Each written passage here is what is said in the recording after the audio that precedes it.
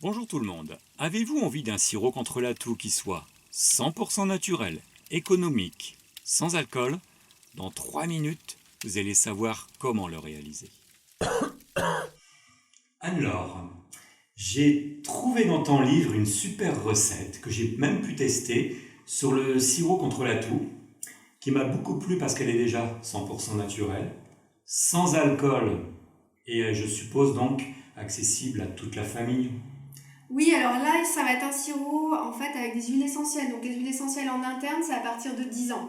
D'accord, jamais avant, aucune huile. Non, jamais avant, pas d'huile essentielle pour les enfants en dessous de 10 ans. Ok. Mais par contre, c'est en effet hyper simple de faire son propre sirop. C'est simple comme bonjour.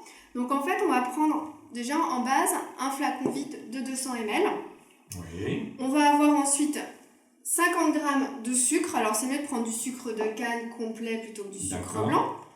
Et puis après, on va mélanger 3 hydrolats. Donc il y aura 50 ml d'hydrolat, de thym linalool, de lavande et d'eucalyptus radié. On peut prendre qu'un seul pour faire 150 ml, 150 ml. Et le fait d'en mettre 3, ça apporte quoi de plus? Elles se complémentent, ça fait une synergie. D'accord.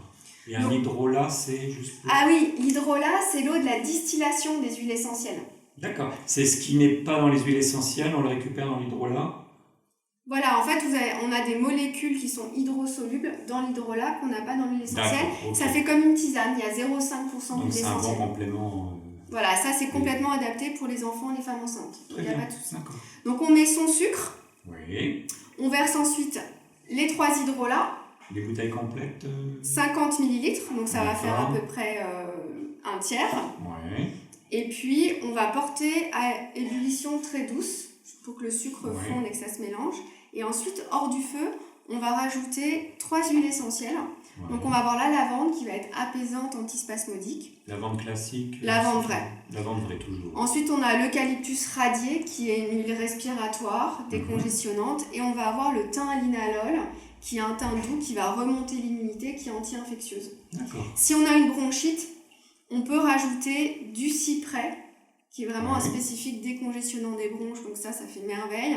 Par contre, c'est une huile qui est œstrogène-like, donc on n'en donne pas aux enfants. D'accord. Et pas non plus si on a un cancer hormonodépendant ou kyste, mastose, enfin si on est sensible aux œstrogènes.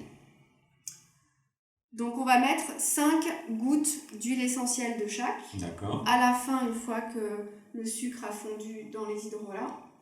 Et puis après, c'est prêt à verser dans son flacon. Et là, on prend une cuillère à soupe par jour. Ça fait à peu près 1,5 gouttes d'huile essentielle. Et on peut aller jusqu'à 3 cuillères à soupe de sirop par jour. Et on fait la bouteille. Et ça se conserve longtemps?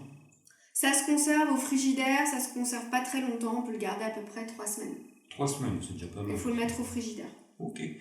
Super, merci beaucoup Anne-Laure. On se retrouve prochainement et en attendant, prenez soin de vous.